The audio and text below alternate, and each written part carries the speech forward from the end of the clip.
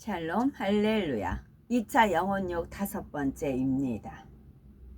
사람은 영과 혼과 육으로 구성되어 있어서 나는 어떤 존재인가를 알기 위해서는 이 영과 혼과 육이 과연 어떻게 만들어져 있는지를 알아야 합니다. 세상 사람들도 보이는 몸뿐만이 아니라 보이지 않는 영혼이 존재한다는 사실을 인정하지요. 그러나 영과 혼이 별개라는 사실이나 영과 혼의 실체가 무엇인지에 대해서는 알지 못합니다. 혼에 대한 말씀을 잘 양식 삼으면 내 자신의 혼적인 작용, 곧 생각을 통제하는 방법을 알게 되지요. 어떤 사람이 어떤 생각을 하지 않으려고 애를 쓰는데도 계속 떠올라서 괴로워하는 경우가 있습니다. 그런데 혼과 혼의 작용에 대해서 밝히 아는 사람은 생각이 떠오르지 않도록 제어할 수 있다는 것이지요. 어떤 사람은 미워하던 사람을 사랑하려고 해도 막상 그를 보면은 미운 감정이 먼저 떠올라서 사랑하기가 어렵다고 합니다.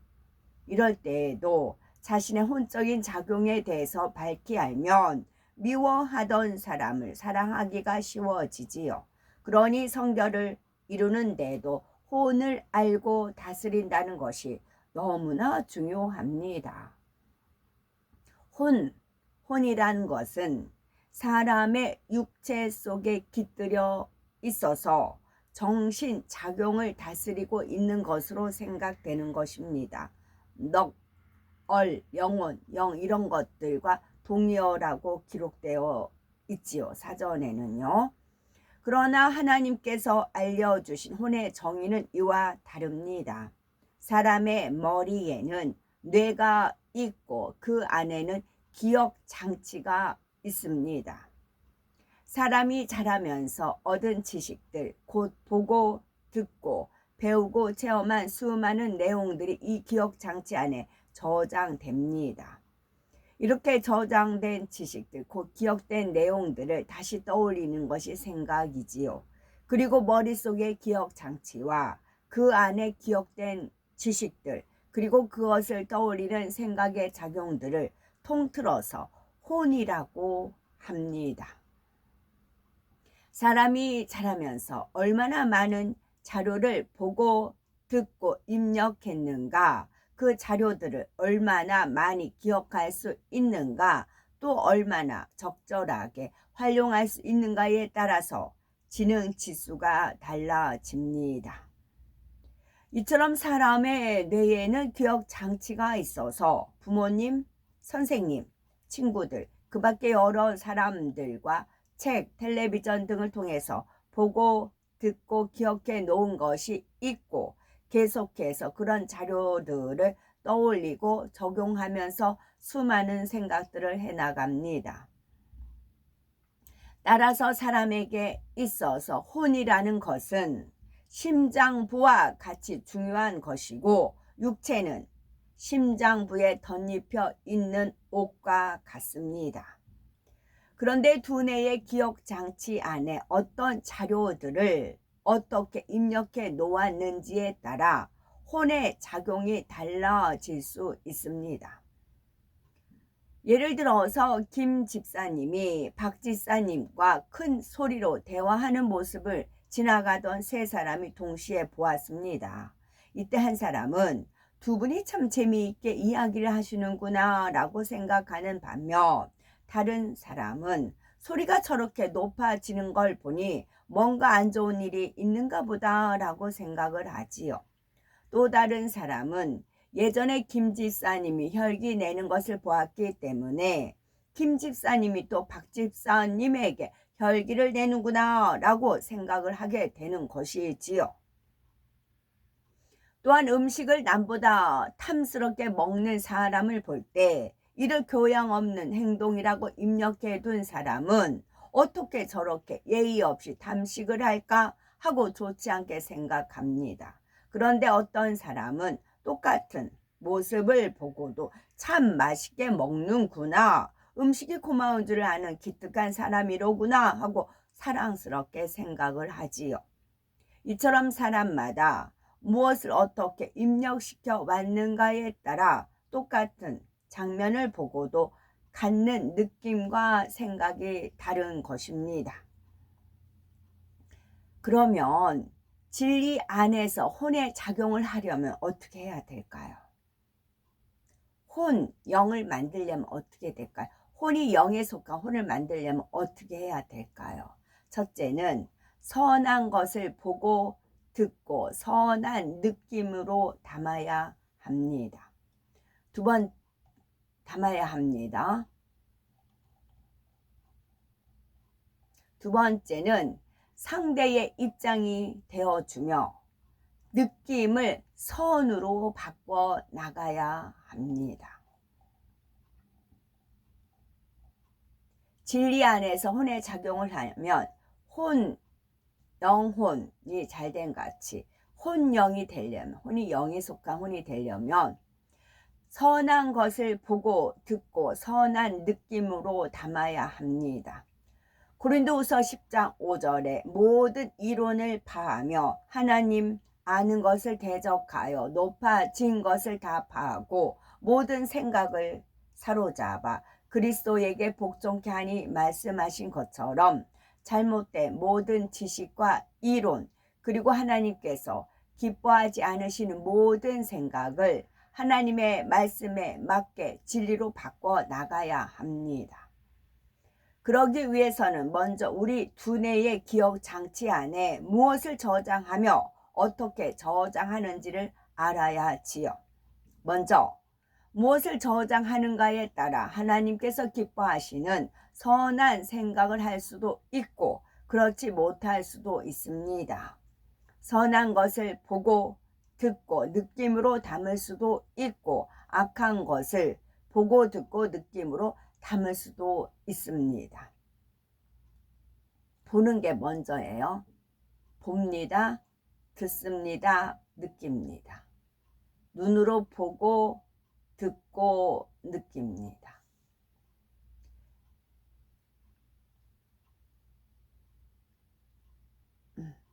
만약에 어제 같은 경우는 이제 독수리 날개 6개 있는 날개 있는 그 이제 구름의 형상으로 있어요.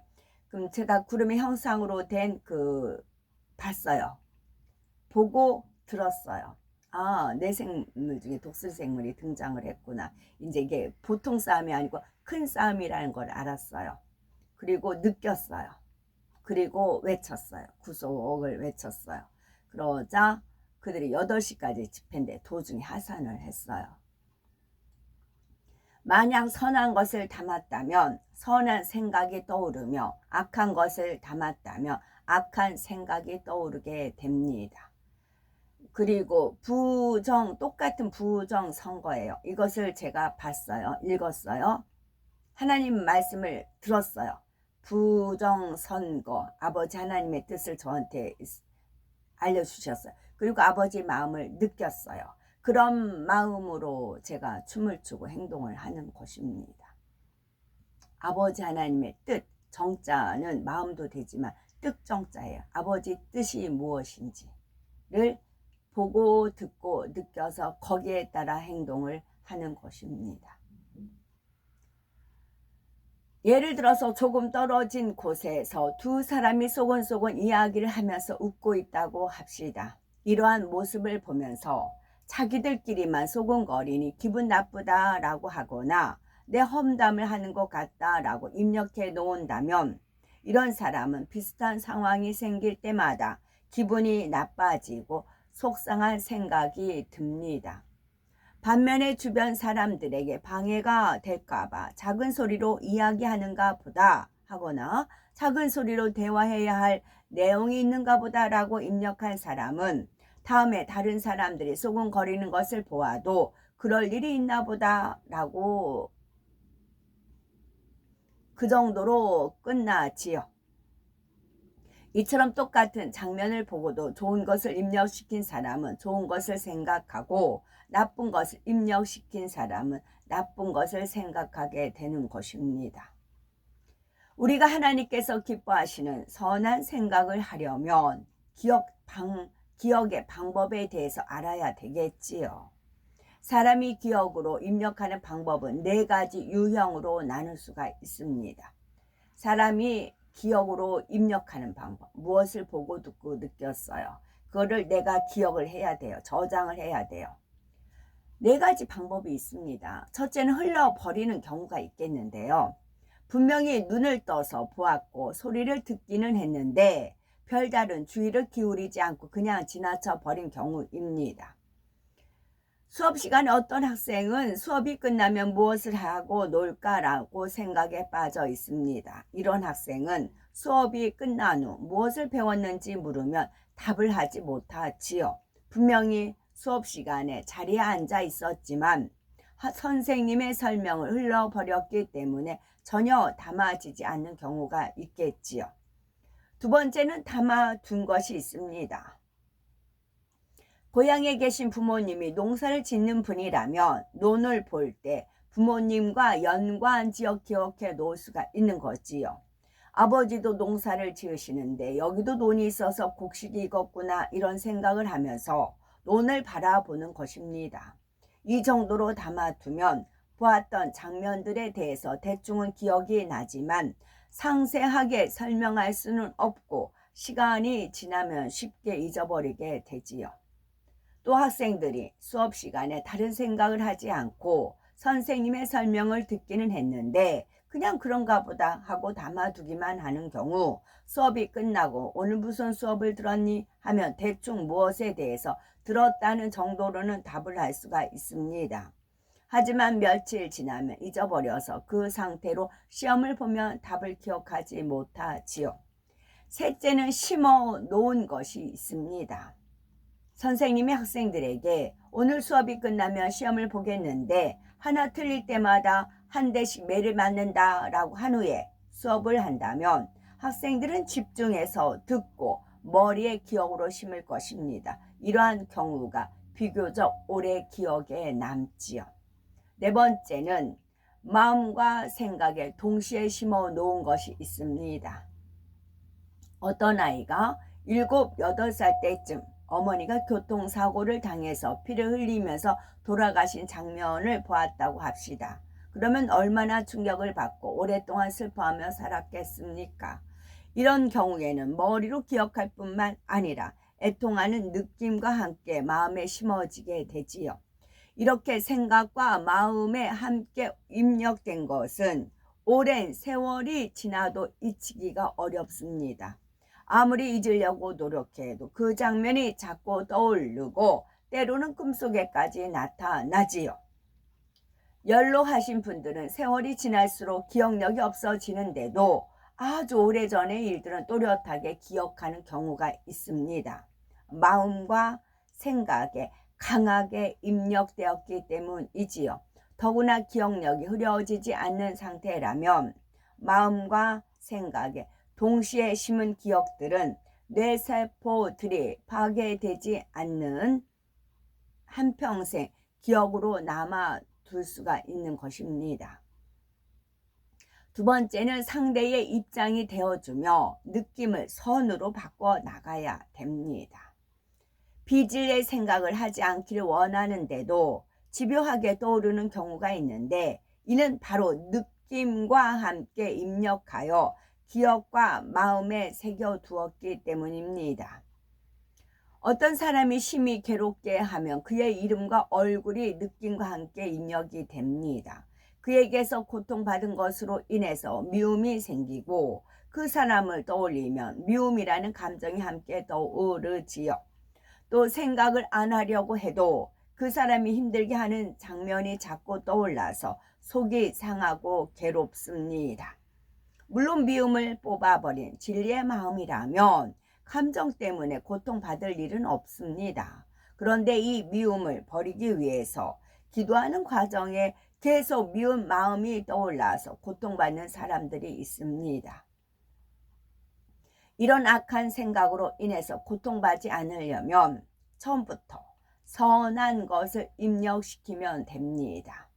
상대가 내 마음에 맞지 않는 행동을 하고 나를 괴롭혀도 오죽하면 저럴까? 그럴 만한 이유가 있겠지 하고 상대의 입장에서 이해해주고 선한 것으로만 입력시키면 그 사람에 대해서 생각할 때에도 미움이 떠오르지 않을 수 있습니다. 그런데 이미 느낌과 함께 입력된 비진리는 그럼 어떻게 해야 될까요? 이런 경우는 기억 자체를 없애는 것이 아니라 느낌을 바꿔 나가야 합니다. 미움이나 용서할 수 없다라는 느낌을 바꿔서 그 사람 입장에서는 그럴 수도 있었겠다. 자기도 얼마나 힘들었으면 그렇게 했을까? 이렇게 자꾸 상대편에서 느껴보고 상대의 입장이 되어보는 것입니다. 그러면서 상대의 사랑스러운 점이나 장점을 떠올려 보고 상대를 위해 기도하는 것이지요. 말 한마디라도 따뜻하게 건네고 조그마한 선물이라도 전해주는 등 사랑으로 행하면서 말입니다. 이렇게 행하는 만큼 미움이라는 느낌이 사랑의 느낌으로 바뀌어 가니 그 사람 생각을 해도 더 이상 고통받거나 힘들어하지 않아도 되는 것입니다. 우리가 진리에 속한 혼의 작용을 하려면 어떤 것을 보고 듣고 체험할 때 선한 것을 담아야 하고 또한 선한 느낌으로 담아야 합니다. 그리하여서 비진리에 속한 혼의 작용을 온전히 깨뜨려 버리고 하나님께서 기뻐하시는 진리의 사람으로 신속히 나와야 되겠지요. 아멘.